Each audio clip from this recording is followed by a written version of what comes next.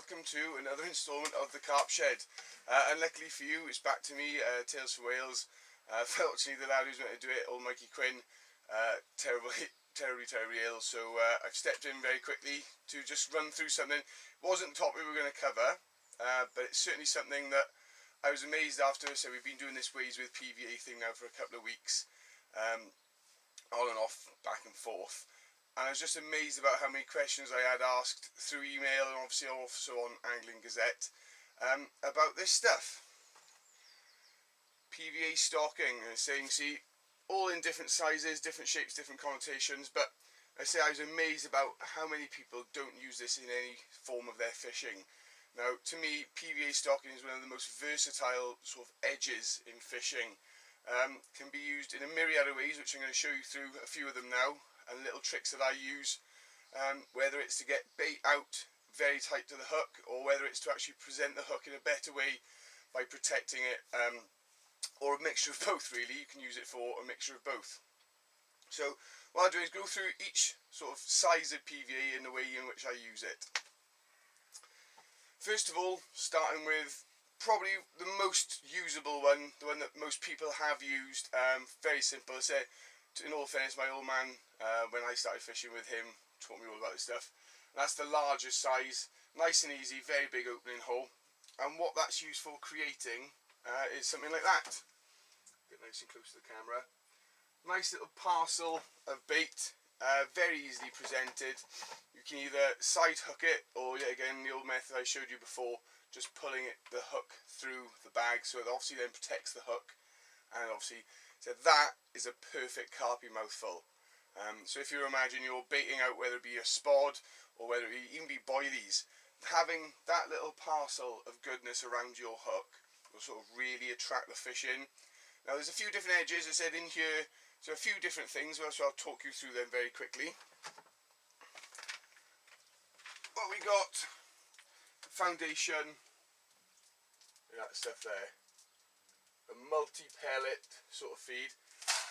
Loads of different pellet. You can see in a tackle shop now, pellets are available from tiny salmon fry crumb at the smallest end, right up to 10-12 mil pellets. You know, there's massive pellets out there. I like to keep them reasonably small because I'm using as a hook bait either a chop down pop-up or a chop down bottom bait. So I said nothing more than sort of that size there. You can't obviously see that, but that's sort of an 8 mil pellet. So it means your hook bait will be bigger, so for when the carp are browsing around on your little area of bait, that hook bait is slightly bigger, appeals more as a mouthful of food really. So that's what I'm trying to do. But all of this stuff is really attractive, obviously to the fish. You've seen possibly in clips on YouTube, a stocking full of boilies dangled down, no interest really, a stocking full of pellet, because of the oils that naturally leak from pellet and obviously what you can put into them, which we'll go through in a second. It really adds to the sort of flavour of the pellet, and most essentially the attraction, you know, because that's what we're trying to do, is get the fish down onto that hook bait very quickly. So some few edges, you can just put that straight into the stocking simply by just tipping it into the stocking, tying it off at either end, and using that. Side hook generally people use, so actually hooking the point of the hook through the bag and then casting that out. Also adds a lot of weight to the hook, so as I said, as your lead hits the deck, it flicks out that rig and next makes it nice and flat, goes down, bursts, lovely, nice little mouthful around your hook. But what I like to do, just a little edge, using this stuff here, which is a fish oil mix, as you can hear, very gluggy, very horrible, or even simply just a nice bit of olive oil. What that allows you to do is, say, you just simply pour over the top, rub it all in. You'll actually find that the pellets will go glassy. That glassy pellet basically shows that it's absorbed an amount of oil. And so what that allows you to do then is, whilst you're looking out on the lake with your bag that's being presented out there, as the fish come and move it all around and waft it around, what you'll actually get is tiny little droplets of oil. Those oil will rise through the water column, will actually burst almost onto this sort of surface of the water, allowing you to tell when I've had it before, when I've been watching out a flat calm lake, I know I've got oiled baits out there, So you can use them on your hook baits as well, just to let you know. And you can see these little ripples of sort of rainbow coloured oil bursting on the surface, and then all of a sudden off it'll run. So it's a great indicator that fish are in your swim. Even good, better for if you can see that bursting for a long time and you don't get anything. It sort of plays on your mind there. Perhaps you've got your rig correctly, incorrectly placed, or indeed you've been done over. So that's a nice little edge. So pellet. I say what I do also do as well is I use some of these things. Basically, get a few pop-ups, whack them into, I say, everyone should have one of these, the old crusher. A few turns of that, blitz it all up, and then what you get then is a pop-up crumb. Now, I use this great effect in my pellet bags, because what it does is it actually, obviously makes the bag quite light, so when you cast out, it does hold the bag up quite nicely to start with, but also as well, once it all bursts, those little bits of pop-up start rising up again, and it's quite attractive to the fish. They're not quite strong enough to pop all the way to the surface. They sort of become neutrally buoyant, really, so they sort of hover around. As I've done tests in my fish tank, and if you get it to a nice powder, it'll actually just trickle up, rise. I say, great if you're using zigs maybe in the same area, because those few little flecks making their way slowly to the surface will actually attract the fish. It makes them inquire what's going on. If you put a zig somewhere in the middle of that, it pops through. So there's plenty of mixes now available commercially on the market that sort of have a rising pellet, etc. But simply crush up your pop-ups, makes the bag light as well, as I said, so it can present the hook nicely as it just gently wafts down. And also then those few little flakes of pepper, I've seen it in a tank, it's absolutely phenomenal to use. So that's a little edge with that. Loads of ingredients available to go into your standard mesh bags. For all the plastic lovers, whack a bit of corn in there. Here's a little tip basically, PVA obviously melts. That's what it's designed to do in water. The juice from any of your sort of wet ingredients will melt the bag unless they state PVA friendly. What you can do though is obviously drain off as best you can the liquids, and then actually put them then into a bait box, etc, etc, and add a good dose of salt. Shake it around in that salt. That salt will not only dry it out, but it also makes any water sort of neutral, if you like, for want of a better word. It's amazed me. I've put it into very wet mixes, added enough salt to sort of counteract the water amount, and it's given you a great neutral solution, allowing you to put it into PVA and it doesn't melt it. So, I said, I've been on venues before where plastic corn does the trick, or corn, obviously you want plastic on the hook, stays on longer. Nice handful of that in a big bag, added with the salt, fantastic. Really attractive. There ain't a carp in the water that doesn't like a nice mouthful of the yellow stuff. And also another edge I do use is these things here, which are soft hookable pellets. If you're into really bit fishing and you put a lot of pellet out there, a lot of sort of sludge, a lot of hemp, etc, etc in your spot, a couple of these in the mix, they're very attractive. They break down really quickly. They sort of lay a carpet feed, and yet again I've added oils to them again, so yeah, it really boosts. You're all sort of getting the idea now of PVA meshing allows you to get a really attractive oily stroke flavourful stroke powerful mix tight around your hook. As the fish are moving around through your baited area, they can see that, they can signal, that signal is there for them. Straight onto it, your hook bait is very nicely presented as they're sucking and blowing. In goes your hook bait, boom, you've caught them. So, I mean, great edges, and I say, yet again, a lot of people don't use them, which is amazing with me because it's such a huge part of my fishing. Moving on then, you've got this next size then, which many people will call the Boilie Funnel web or the Boilie Mesh. Great for obviously presenting boilies. If you've got a couple of boilies, you're out there fishing with a single hook bait, or you're fishing out there on a bed of bait, simply a couple of boilies in, drop it down. It's a really safe stringer method. So this is the easiest. I was whizzing through that then, and I thought I'd better show you. basically strip it all down, get yourself a nice long piece of excess, and then just simply overhand knot it. Now the little secret here is to make sure you keep pressure on the top of the bag, and then just simply pull it nice and tight, and then keep pushing and pull it. Obviously the tighter the mesh is, what it allows you to do is, as you're tightening it down on the mesh, if you can imagine the water hitting that and breaking it down, so there you go, that water as it breaks down will actually send these baits catapulting across. So the tighter you've got that gaps between your mesh, the better. Now as you can see there, 4 baits.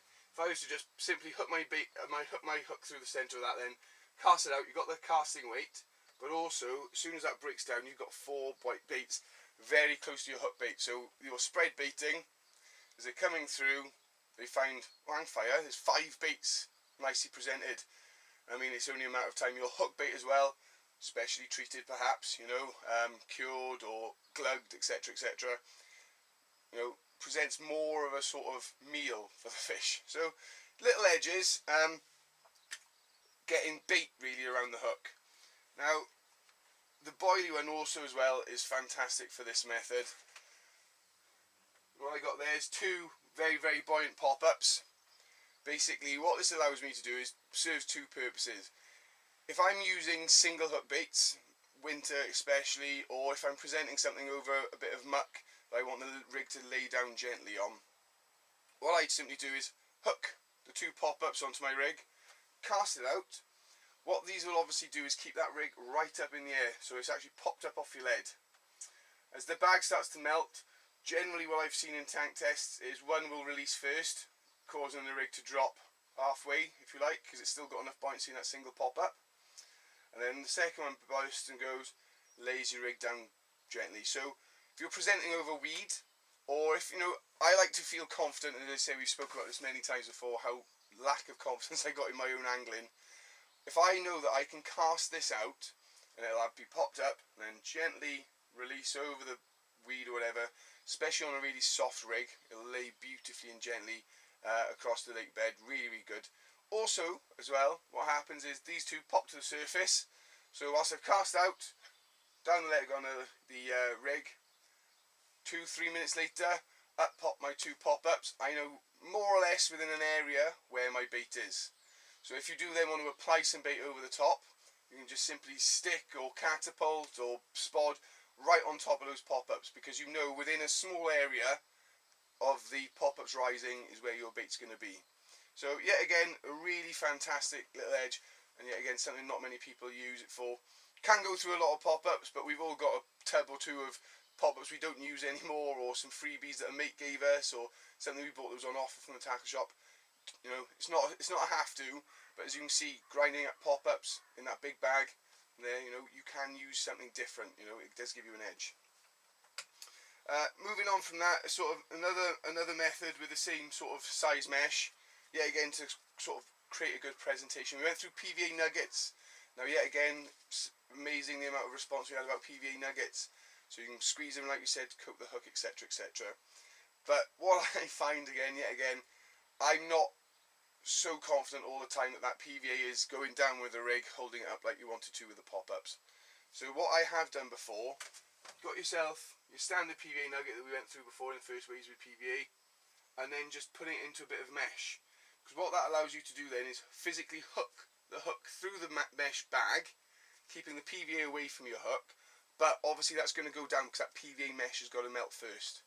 So yet again, not many people use it at all, and what I've even used before is a PVA bag, like the big pellet bag that we spoke about, like that one there, and actually put 2 or 3 nuggets of pop-up foam on top of it, inside the bag, so you create a really slow sinking parcel of food. So you can mix and match things, you know, it's really good. PVA, as I said, is one of the most versatile baiting approaches. It does allow you to do so much with so little, really. You know in confidence that stuff's going to melt. Whether in summer very quickly melt, or in winter very slowly melt, you know it's going to melt. So anything you want presented without any evidence of a baiting area, whack it in one of them. And then moving on to the other size. Where's she gone? There she is. The smallest of the baby sizes there, that's what they call a stick size. They said there's measurements available, but I'm never any good with them. I use big, boilie and stick, really. It's the easiest way to summarise them. And that's for, very obviously, for creating your sticks. Now, we have gone through these before. PVA sticks, beautiful for simply pulling the rig through. It masks the hook point, lets that hair extend out, and it means that you can cast it out in confidence, because that little parcel of food is going to be sat around your hook. Now, going away from sort of the big chunky particle that's in here, sort of the pellets, different sizes, in a stick mix, you're limited really by your imagination. I said, so I take some of the best ingredients for a stick mix is what Ethan went through for his bag mix, things like GLM and things like that, you know, powders, but also, you know, you can put some really microfine pellet in there. The biggest worry obviously is you don't want to get your hook point masked. So, I mean, in a stick mix, yet again limited. In my stick mix is very high sort of fish meal content, fish meal ground baits, and obviously fish oils, because yet again, that oil rising to the surface I spoke about, that can be really incorporated into your stick mixes. So I say dry ground bait, add a bit, mix it through, wait for it to absorb it, add a bit, and you can keep adding it till it comes to such a sort of concentration, if you like. You've got like squidgy, sort of gooey stuff without being wet. Leave that there for 24 hours, that will carry on absorbing it all, and what you end up with, I don't know if you'll be able to see it, but I say this has been stewing now, so it's sort of malleable, it will hold together into a lump, but it will break away and you can hear, so it's all fine particle foods. Yet again, you can add blended corns to it, anything, you're limited yet again, but in a stick mix I generally keep things a lot finer, because obviously I'm putting the hook generally through into the bag. If you had a big pellet in there, you could just snag into that. So that's it really. I said it's limited, as I keep saying, by your imagination. My mixes for certain things have gone mental. I say my pellet mix now includes 9 different types of pellet, because you can have a fishy pellet, a fruity pellet, one with high breakdown, one with slow breakdown. So it creates this sort of carpet that the fish aren't really used to seeing apart from in these little bags. Very attractive, very sort of nutritious for them. That's what you want to do basically, is create it so as the fish are mooching around, they're drawn to your hook bait by the fact that that little bag's presented around. So I mean, get on the stuff, it's fantastic. Everyone does it, every company does it, and it's just great, you know. So get on the PVA. Until later, I say we've got a hectic schedule now, Team Catch and Release. You're going to be seeing a lot more blogs, a lot more videos. I say we're moving away from blogs in some areas and going into videoing, so that'll be good. But certainly stay tuned to us all on Team Catch and Release, and also stay tuned to Angling Gazette. Hopefully next week now we'll have someone different, because obviously you're getting bored of my face. But until later, Team Catch and Release.